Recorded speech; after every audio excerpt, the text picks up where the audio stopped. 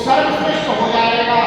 इस जीवन में फिर कभी की वो बात आएगी कि ना मैं किया, ना कर सका, ना कर सके शरीर, जो किया सो हरि किया, जो किया सो हरि किया।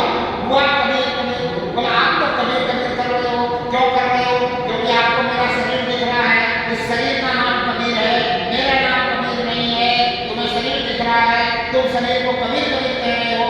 ये शरीर भी नहीं किया कुछ, ना मैं इस शरीर के अंदर रहने वाला कुछ कर सकता था, ना मैंने किया है, परमात्मा ने करवाया है। मैं तो माध्यम मात्र हूँ, मैं तो निमित्त मात्र हूँ। यही बात तो संत आपको बताते हैं कि निमित्त बन जा, माध्यम बन जा। तब आप संतों के पास जाते हो कुछ देने लेने, तब संत कहता है, तब तो आप कहते हो मैं माध्यम हूँ, मैं निमित्त हूँ, मैं कुछ नहीं हूँ, ये तो आपका है, आपके भाग्य का है, ये तो परमात्मा की कृपा है, परमात्मा ने मुझे देने लायक बनाया। अरे सब जगह यही बात आ जाए इस बुद्धि में तो बात बने। क्या प्रार्थना कि हे प्रभु मुझे माफ कर, अपनी शरण में ले ले, जो तू चाहता वो करवा ले इस शरीर की साधन से, और मुझे ऐसी दृष्टि प्रदान कर दे। मुझे इस शरीर को नहीं, शरीर की आंखों से तो मैं देख ही रहा, इस बुद्धि को नहीं, बुद्धि की आंखों से तो मैं समझ ही रहा, सब कुछ देख रहा हूं। आप मुझे शरीर की आंखों से देख रहे हो, जब मैं यहां से चला जाऊंगा, अगर मेरी याद आएगी तो बुद्धि की आंखों से मुझे देख लो। जिसने तुम मुझे पगड़ी में देखा और आज खुले बालों में देख रहा, वो दोनों में देख लेगा, और जिसने मुझे सिर्फ खुले बालों में देखा वो इसी में देखेगा, पगड़ी में नहीं देख पाएगा। अगर पगड़ी में मेरी फोटो देख लेगा इन आंखों से तो देख सकते। कैसे? ये जो बुद्धि की आंख, जिसको मन की आंख कहते हैं। आप अपने घर को सब तरफ से देखा हुआ है, आप अभी यहाँ बैठे बैठे अपने घर को देख लोगे तो ये दो आंखें तो परमात्मा ने दे रखी है। एक जिसको हम कहते हैं अंदर की आंख, एक ये बाहर की आंख, शरीर की आंख, जन्म चक्षु। पर तीसरी आंख जो मुझे आत्मा को अगर मिल जाए, जिसको आत्मिक दृष्टि कहते हैं, जिसको दिव्य दृष्टि भी कह देते हैं, ये दृष्टि अगर मिल जाए तो परमात्मा यहाँ मिलेगा। तो फिर आप कह सकते हो कि जिधर देखता हूं उधर तो एक हूं है, हर बसर में हूं बहू है, बसर अलग अलग दिख रहा पर इसमें तू एक जैसा है, जैसे का कैसा, जैसा इसमें ऐसा ही इसमें, ऐसा ही इसमें, खड़ग में, खंड में, सब में, चराचर में, सब में, श्री अखंड मंडलाकारं व्याप्तमेन चराचरं, चलने फिरने वाले में भी, बिना चलने फिरने वाले में भी। तू कब दिखेगा? जब तू मुझे तीसरी आंख प्रदान करेगा। मांगी किसने? मांगो, देगा कि नहीं देगा? दे सकता है कि नहीं दे सकता? दे सकता है, देगा, सामर्थ्यवान है देने पे। इसके सामर्थ्य पे शंका मत करो, मांगो, पूरे भाव से मांगो। मछली जल में रहती है, जल से मछली को निकाल दो, मछली में जाने के लिए बहुत तड़पती है। मछली जैसी तड़प अगर आपकी हो जाए कि प्रभु मैं तो तेरा अंश हूं, तुझ में ही था, तुझ में मुझे मिलना है, तो तेरा दीदार तो चाहिए, वो तड़प हो जाए, तो परमात्मा को देखने में कोई देर नहीं है। परमात्मा एक पल में दिख सकता है। हमारे संतों ने कहा, मैं कोई नई बात नहीं बता रहा, एक पल में परमात्मा दिख सकता है। पर यह पल आने में आपकी पूरी जिंदगी भी लग सकती है, और कई जिंदगी भी लग सकते हैं, जन्म जन्म लग सकते हैं। हम अपने मुख से परमात्मा को याद करें तो बात ना बनेगी। क्यों? तुलसी कहते हैं जन्म जन्म मुनि जन्म करें, मुनि हम और आपका भी है, मुनि जन्म जन्म मुनि जन्म करें, अंत राम का होता है। जन्म जन्म कई जन्मों तक मुनि राम राम राम राम रटने की कोशिश करते हैं। किससे? शरीर से, दिव्या से, मुख से। पर अंदर अगर परमात्मा से जुड़ाव नहीं हुआ तो अंत समय में राम नहीं निकल सकता, क्योंकि अंत समय में शरीर को कोमा में जाना ही जाना है, चाहे वो 10 सेकंड के लिए है। जिस समय शरीर कोमा में चला गया तो आप कैसे इस दिव्या से रख पाओ? नहीं रख पाओ। आपका शरीर नींद में चला जाता है, तब भी आप इस दिव्या से कुछ नहीं कर पाते, किसी भी इंद्रिय से कुछ नहीं कर पाते। जब आपका शरीर नींद में चला जाता है तो नींद मौत का सिक्वल है और मौत मुकम्मल नींद है। इस नींद में अगर आप परमात्मा को पहचान सको तो ही समझो कि मृत्यु के समय, जिस समय आपका तन में शरीर से छूटेगा, आप परमात्मा को पहचान सकते हैं। इसके लिए आत्मा की आंख चाहिए। शरीर की आंखों से परमात्मा नहीं दिखता, बुद्धि की आंखों से नहीं दिखता।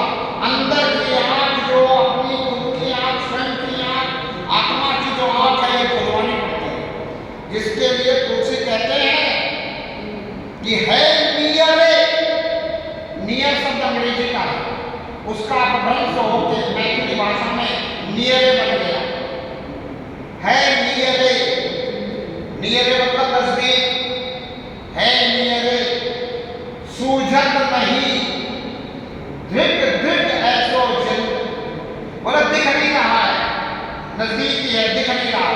तुलसी को दिखा तब वो कह रहे, हमें समझा रहे कि है नियरे सूझत नहीं, धृग धृग ऐसो जिंद, और कहे तुलसी संसार को हुआ मोतिया बिंद। और मोतिया बिंद आंखों में है नहीं सारे संसार को। मोतिया बिंद इस खोपड़ी की आंख में, इस बुद्धि की आंख में, विवेक की आंख में, मन की आंख में तो हो नहीं सकता। मोतिया बिंद मुझ आत्मा की आंख में है, और इसका इलाज कौन करेगा? परमात्मा। तो परमात्मा से प्रार्थना करो कि हे प्रभु मुझे माफ कर, और प्रार्थना अंदर अंदर चलनी चाहिए, यहाँ नहीं, यहाँ चलनी चाहिए। जब यहाँ आप राम राम करते तो भी यहाँ कुछ प्रार्थना चलती है, वो प्रार्थना बदल जाए। यहाँ जब राम राम करते हैं तो यहाँ प्रार्थना संसार की ही चलती रहती है। बेटी का ब्याह हो जाए, बेटा का ब्याह हो जाए, अच्छा रिश्ता हो जाए, अच्छी ये हो जाए, अच्छा वो हो जाए, मेरी फैक्ट्री नई खोली है, चलनी शुरू हो जाए, चल जाए तो बढ़ जाए, मेरी दुकान नहीं खोली है, चल जाए, नई दुकान खोलनी है।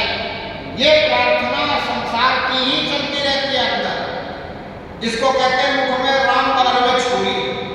ये समझ लेना, ये छुरी कहीं और नहीं है, इसी को कहते हैं मुख में राम बगल में छुरी। मुख में राम और ये बगल में छुरी चल रही है। ये छुरी अंदर जो चल रही है, काट रही है परमात्मा से, दूर कर रही है परमात्मा से, संसार से जोड़ रही है। जबकि संसार से कट करके परमात्मा से जोड़ना है, लेकिन अंदर जो छुरी चल रही है वो परमात्मा से तो दूर कर रही है और संसार से जोड़ रही है। और जिस दिन संसार से पूरा जुड़ जाओगे, सब कुछ मिल जाएगा, तो और ज्यादा पाने की इच्छा होगी तो परमात्मा को याद करोगे। और अगर मिले हुए में खो गए, अगर उसमें खोने के कारण इंद्रियों में खो गए, मन का राजा जो है परमात्मा से दूर ले जाएगा, फिर क्या करोगे? तो संत कहते हैं कि जिसके पास धन पड़ता है वो गड़बड़ काम सारा शुरू कर देता है, जुआ खेलना और ये वो, आपने बहुत कुछ सुन रखा है, वो सब मुझे बोलने की जरूरत नहीं है। फिर आप परमात्मा से दूर हो जाते, इसी को कहते हैं उसने काट दिया आपको परमात्मा से, काट करके संसार में पूरी तरह से उलझा दिया, 5-25 में उलझा के छोड़ दिया। ये समझ गया? मुंह में राम बगल में छुरी, मतलब मुंह में राम राम और प्रार्थना संसार, ये गड़बड़। इसलिए मुंह से कुछ नहीं, अंदर की प्रार्थना पूरी तरह से परमात्मा से, परमात्मा के लिए। जिसको परमात्मा चाहिए उसको परमात्मा से कम कुछ नहीं चाहिए, जिसको परमात्मा चाहिए उसको परमात्मा से कम कुछ नहीं चाहिए। क्यों? क्योंकि वो जानता है कि ये जो कुछ संसार का है, ये शरीर रूपी साधन के लिए, मेरे लिए नहीं है, और इस शरीर रूपी साधन के लिए तो मेरे प्रारब्ध से मिलता ही रहेगा। और मुझसे अगर परमात्मा कुछ करवाने लग जाए शरीर रूपी साधन से, तो सर्वश्रेष्ठ होगा तो सर्वश्रेष्ठ मिलेगा, बिना चिंता फिक्र के मिलेगा, बिना टेंशन के मिलेगा। जब परमात्मा ही करवा रहा है तो टेंशन काहे, फिक्र काहे? तो इसलिए मैंने प्रार्थना कही कि हे प्रभु मुझे माफ कर, अपनी शरण में ले ले, जो तू चाहता है वो करवा ले, क्योंकि तू जानता है कि मेरे जीवन में सर्वश्रेष्ठ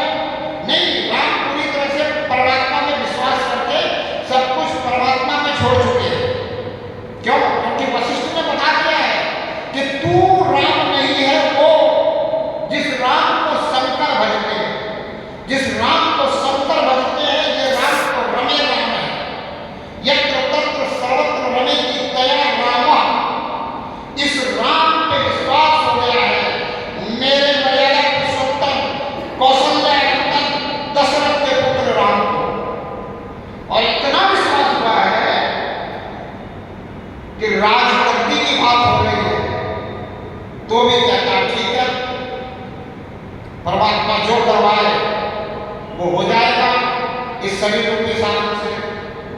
और तुरंत सिर्फ एक रात के अंदर बात बदल जाती है। राजगद्दी से सीधा बनवास, राजगद्दी से सीधा बनवास। क्या राम ने कोई किंतु परंतु किया? क्या राम ने कोई लेकिन कुछ? क्या राम ने अपने पिता से ये कहा कि ऐसा क्यों? क्या राम ने कैकेयी से पूछा कि मुझे ही क्यों? क्या राम ने किसी और से कोई बात की? बिल्कुल नहीं। क्या राम ने ये कहा कि मैं अपने पिता को मौत के कगार पर छोड़ के नहीं जा सकता? क्या राम ने ये कहा कि मेरी माता कौशल्या कैसे रहेगी मेरे बिना? कुछ नहीं, कोई लेकिन किंतु परंतु नहीं, किसी से मोह नहीं, किसी से किसी प्रकार का प्रेम है। अगर प्रेम होता पिता से तो कहता है पिता करने वाला नहीं, बनवास चले जाओ, अरे इसके मरने के बाद चले जाओ। नहीं है तो क्या है? परमात्मा में विश्वास करने वाला कि जो परमात्मा इस शरीर से करवाना चाहता है हो जाएगा। परमात्मा चाहता है वनवास में चलो चला जाऊंगा, और परमात्मा वनवास में भेजता है। साथ में लक्ष्मण तैयार, साथ में सीता तैयार, लक्ष्मण की पत्नी उर्मिला। किसी ने कोई लेकिन किंतु परंतु की हो? उर्मिला ने कहा हो कि तू क्यों जा रहा है? कुछ नहीं। कहीं कोई लेकिन किंतु परंतु नहीं है। तो वो जमाना था जिस जमाने में परमात्मा पे विश्वास करने वालों ने विश्वास करके चलना शुरू कर दिया। तब मैं आज मर्यादा पुरुषोत्तम कौशल्यानंदन श्री राम को, दशरथ के पुत्र श्री राम को भगवान मानने की बात करता और उनकी मंदिर बनाता। तो मंदिर में पूजा आरती करने की नहीं है। अगर राम का मंदिर बना है तो अपने नौनियालों को लेके जाओ, उसको बताओ कि राम का व्यवहार क्या था, राम का कार्यभार क्या था, राम के चिंतन क्या था, राम का वर्णन क्या था। जब आप अपने नौनियालों को राम के बारे में बताओगे तब आप अपने घर में ये राम पाओगे। अगर आप नहीं बता रहे हो तो कैसे पाओगे? सिर्फ गाने से थोड़ी हो जाएगा कि हर बच्चा बच्चा राम है। गाने से नहीं होगा, गा दिया हमने कि हर बच्चा बच्चा राम है, नहीं होगा। करना पड़ेगा। और क्या करना है? या तो परमात्मा को अपने आप को समर्पित कर दो पूर्ण रूप से, प्रार्थना में लग जाओ कि जो तू चाहे वो करवा, या फिर बिल्कुल जो अच्छे और सच्चे कर्म है वो करो। दो ही तरह से जीवन जी सकते हो, या तो पूर्ण समर्पित होकर परमात्मा में, या फिर पूर्ण समर्पित होकर संसार में। संसार में पूर्ण समर्पित होकर जियो तो सच्चाई ईमानदारी से मेहनत करो और जितनी सच्ची बातें अपने बच्चों तक पहुंचाओ ताकि एक अच्छा विश्व का निर्माण हो सके। और अगर दूसरी तरह से जी रहे हो परमात्मा को समर्पित होकर, फिर तो परमात्मा वो करवा देगा जो सर्वश्रेष्ठ है। फिर आपको सोचने की जरूरत नहीं है कि मुझे मेरे बच्चे को क्या बताना है। फिर तो घटनाएं ऐसे घटेंगी कि आप अपने बच्चों को बताओ या ना बताओ, मैं कहता हूँ आपका बच्चा भी आपकी राह पे चल पड़ेगा, वो भी समर्पित हो जाएगा परमात्मा। वो कहेगा अरे हमारे पिताजी से इतने बढ़िया बढ़िया काम हो गए, पिताजी से कैसे हो रहे हैं? वो बोला पिताजी परमात्मा के पूरी तरह समर्पित है, इसलिए पिताजी से इतने बढ़िया बढ़िया काम हो गए, तो मैं भी समर्पित हो जाऊँ पूरी तरह से। फिर मुझसे बहुत बढ़िया जो सबसे अच्छा मेरे जीवन में होने वाला है परमात्मा करवा देगा, क्योंकि परमात्मा जानता है कि मेरे जीवन में सबसे अच्छा होने वाला क्या है। ये भारत ऐसे ही विश्वगुरु नहीं था, ये भारत इसी कारण विश्वगुरु था कि इस भारत में परमात्मा के प्रति पूर्ण समर्पित होकर जीने वाले लोग थे, जीने वाली आत्माएं ऐसी थी जो परमात्मा के प्रति समर्पित होकर जीती थी, तो उसमें सर्वश्रेष्ठ होता था। पर कुछ